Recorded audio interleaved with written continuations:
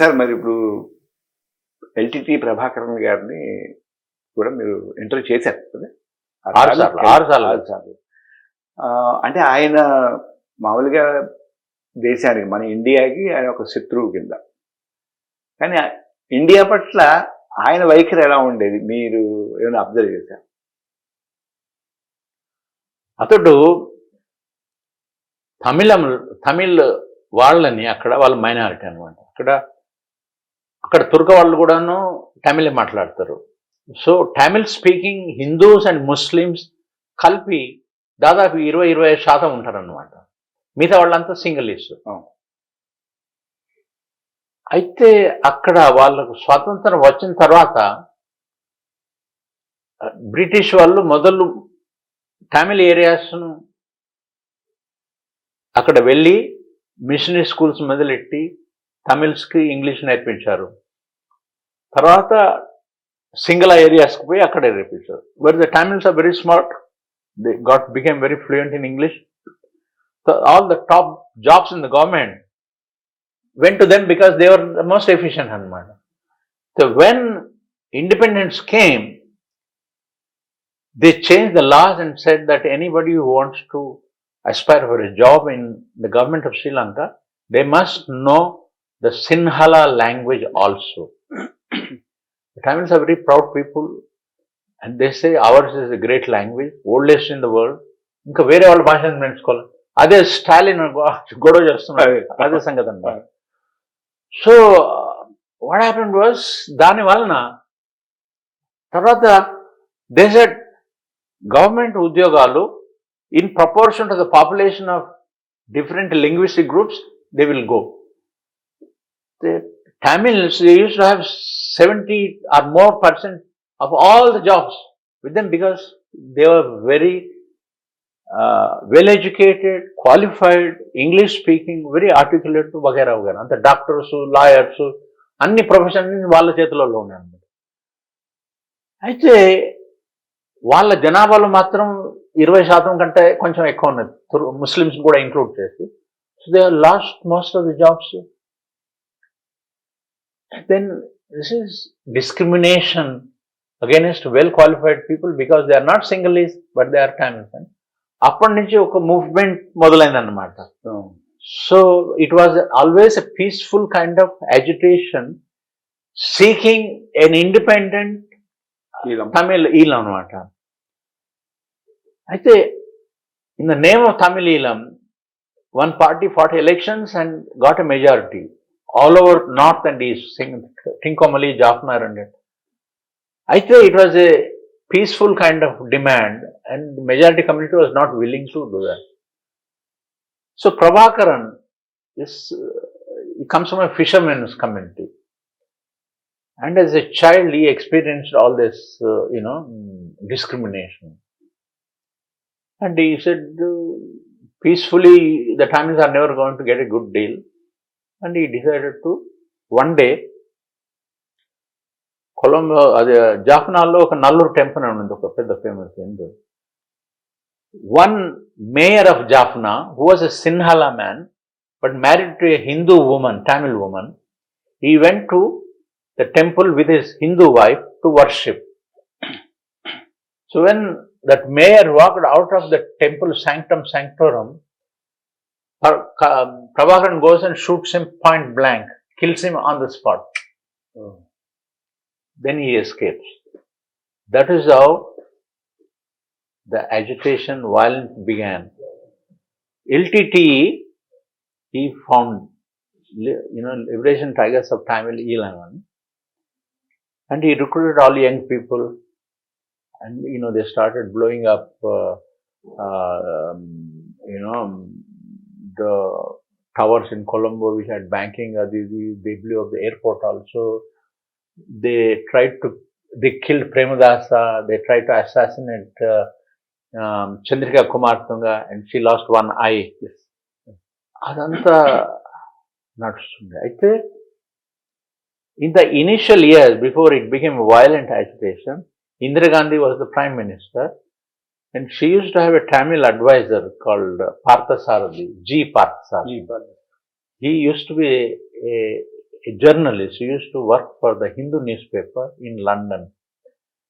And then he came back to head the bureau. He became close to Nehru. Then Nehru sent him on diplomatic assignments to other countries. So that man was the advisor to Indira Gandhi. So these Prabhakaran and all these Tamil groups, there were half a dozen groups on what. LTT is only one of them.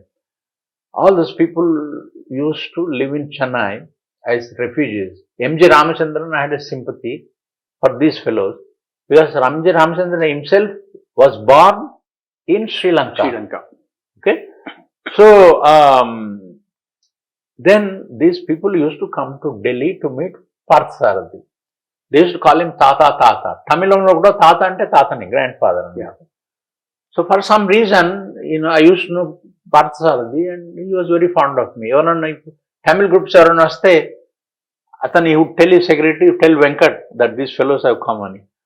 He would ring me up, then I will drive to his place and kavi taagutu lawn lo kurchunte all couple cheppunte. That is how I first met Prabhakaran. అప్పటి నుంచి ఎప్పుడు వాళ్ళు ఢిల్లీకి వచ్చినా కూడాను, then I used to get a phone call from Parthasarathi and I would go and talk to Prabhakaran. Then they are driving to the airport or something, then I would sit in the car, switch on the mobile tape recorder. But English రాదు పాపం.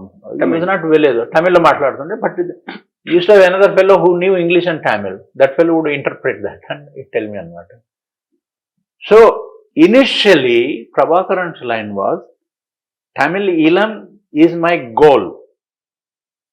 I'm fighting for that. But it is entirely up to the government of Sri Lanka, which is dominated by the Sinhala community, to persuade me to give up my demand for Elam. Let them offer what they can. If I'm satisfied with that, then we'll stop the agitation. Then I used to write for a newspaper in Sri Lanka called The Island. Then I would flash these interviews and they would run it on banner headlines and lead stories, second lead, atla.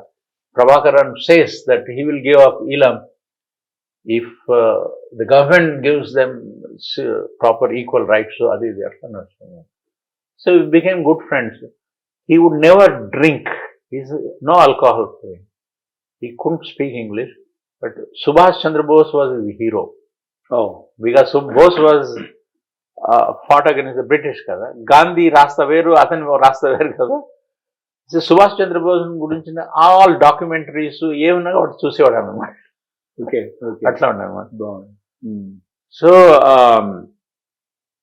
Then ఒకసారి నేను శ్రీలంకకు పోయాను job నాకు. అప్పుడు మన ఐపీకే పోయింది. ఆ పాటికి ఐపీకి వెళ్ళబోయింది, అదొక పెద్ద స్టోరీ. అది ఎలక్షన్ క్యాంపెయిన్ అయినప్పుడు రాజీవ్ గాంధీ అమితుల్లో అతని ఎలక్షన్ క్యాంపెయిన్ పోయినప్పుడు I had gone there. Then అంతకుముందే ఆయన్ని I had done an exclusive interview, his first interview in his life. దాంట్లో చెప్పాడు, నేను in response to question I asked, ఒకవేళ మీ అమ్మకు దీనివల్ల లాభం అయితే మీరు రాజకీయాలకి రాగలరా అంటే, మా అమ్మకి లాభం అయితే నేను వస్తాను అని. Then I used that as a headline, exclusive, in an exclusive interview to Venkat Narayan, Rajiv Gandhi says, I will enter politics if it helps my mother. అయితే ఆ ఇంటర్వ్యూ పబ్లిష్ చేసినప్పుడు నేను చెప్పాను రాజుకి, ఏమైనా నువ్వు పైలట్గా ఉంటున్నావు, అయితే నీ బొమ్మలు ఎవరు పైలట్ యూనిఫామ్లో లేవు అని అంటే, నేనేం చేయను దానికి అంటే, నేను నా ఫోటోగ్రాఫర్ని పంపిస్తాను, ఎప్పుడు పోతున్నారు మీరు నెక్స్ట్ టైం అంటే, నేను రేపు పోతున్నాను అంటే, నేను రేపు వాడు ఫలానా వాడు నా ఫోటోగ్రాఫరు, మీరు ప్లేన్ ఎక్కే ముందట ప్లేన్ ముందట నిలబడి ఒక ఫోటో తీస్తాను అని అన్నాడు. ఈ ఆర్గనైజ్ దట్. దాన్ని కవర్ మీద పెట్టి with Rajiv Gandhi dressed up as a pilot, నవ్వుతో ఇట్లా పైలట్ యూనిఫామ్. దెన్ నా headline, I will enter politics if help my mother. Then PTI, UNI, Reuters, AP, everybody picked up the story and flashed it all over the world. ఆ పాటికి నేను India today I left, I was editing New Delhi magazine అని ఒకటి వేరే ఉన్నాను. So ఇలా ఎన్నో ఉన్నాయండి జీవితంలో. 55 సంవత్సరాలలో I have done so much. Which gave me lot of satisfaction. అందుకని ఎవరు చూసినా కూడా నేనేం రాసినా దాని గురించి ఎవరు క్రిటిసైజ్ లేదు, నువ్వు ఎట్లా రాస్తావు ఏం కథ అని ఎవరి ముందు నేను తల వంచలేదు. అందుకని నాకు నేను తలవంచని వీరుడు అని అనుకుంటాను. చాలా అద్భుతంగా అయిన మీ అంటే మెయిన్ ఏంటంటే మీ ఆలోచన తీరు అలాంటిది. ఒకటి ముందు తలంచుకూడదు. ఇందాక మీరు చెప్పారు కదా, మనం తలంచుకోకుండా నేల మీద పాకుతోంది ఇండియన్ జర్నలిజం అని. అలాంటి పని మీరు చేయలేదు. లేదు, మీ ఇదిని మీరు నిలబెట్టుకున్నారు. చాలా అద్భుతమైన ఇది. నాకు నా జీవితంలో మర్చిపోలేని ఇంటర్వ్యూ అండి ఇది. ధన్యవాదాలు. తర్వాత అంటే మీకు ఎంతసేపు మాట్లాడించినా కొన్ని వేల గంటలు ఉంటుంది కాబట్టి నేను మిమ్మల్ని ఎక్కువ ఇబ్బంది పెట్టదలుచుకోలేదు. ఈ అవకాశం ఇచ్చినందుకు ధన్యవాదాలు. ఒక చివరి ప్రస్తుతం ముగిద్దామని. ఒకటే, ఈ తరం జర్నలిస్టులకి అంటే ఈ తరం జర్నలిస్టులు మీరు ఏమి ఏదైనా మెసేజ్ ఇవ్వండి సార్. అదొకటి. ఏమండి, నేను ప్రెస్ క్లబ్ కూడా ఈ ప్రశ్న ఎవరో అడిగారు. నేను యాక్టివ్ జర్నలిజంలో ఉన్నప్పుడు, ఇప్పుడు కూడా నేను యాక్టివే, but that was my head. అప్పటికి ఇప్పటికి ఏం డిఫరెన్స్ ఉంది అని అయితే నేను అన్నాను, I worked during the golden era of Indian journalism. అప్పుడు I was free to write whatever I wanted. ఎవడు నన్ను ప్రశ్నించి ధైర్యం చేయలేదు. ఎందుకంటే వాళ్ళకి తెలుసు, Venkata Narayana is an honest man. You cannot make him change his mind, bribe him or nothing like that. And so, appudu media was really independent. Ippudu television channels, newspapers, magazines are owned by political parties or big industrial houses. Vallu,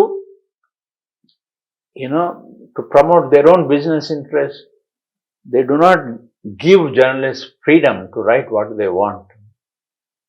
So it is very difficult for the average reader to figure out అసలు ఎవరు నిజాయితీని తెలిపిస్తున్నారు, ఎవరు చెంచాగిరి చేస్తున్నారు అని. ఇది ఏ పత్రికలు 10 పత్రికలు చదివినా కూడా యాక్చువల్ పొజిషన్ తెలియడం కష్టం. Because each newspaper is plugging its own line కదా. So it's a very unfortunate state of affairs. నాకు దీని గురించి చాలా బాధగా ఉందన్నమాట. కానీ ఇది ఎప్పుడు ఇలా జరగదు, ఎప్పుడో ఒకప్పుడు ఆగిపోతుంది. మళ్ళీ ఒక గోల్డెన్ ఏజ్ త్వరలో ఉదయం కాగలదని నేను ఆశిస్తున్నాను. అంతకంటే ఎక్కువ ఏం చెప్పదలుచుకోలేదు. ఇది మన వెంకటనారాయణ గారు ప్రెసెంట్ జర్నలిజం మీద చేసిన వ్యాఖ్య. ఎప్పటికైనా మళ్ళీ కాల చక్రం తిరుగుతూ ఉంటుంది. ఎప్పటికైనా జర్నలిజానికి మళ్ళీ మంచి రోజులు వస్తాయి. వెంకటనారాయణ గారు పనిచేసిన కాలంలో, ఇండియా టుడేలో పనిచేసిన కాలంలో ఎంత మంచి పరిస్థితులు ఉండేవో ఇప్పుడు వస్తాయని ఆయన ఆశిస్తున్నారు. మనం కూడా అది ఆశిద్దాం. వెంకటనారాయణ గారు చెప్తున్నది, మీరు మీ నిజాయితీని నమ్ముకోండి, మీ నిబద్ధతగా ఉండండి అని చెప్తున్నారు. దాన్ని మనం పాటిద్దాం. వెంకటనారాయణ గారికి ధన్యవాదాలు. ధన్యవాదాలు. ఇది views with KVS. Thank you. నమస్కారం.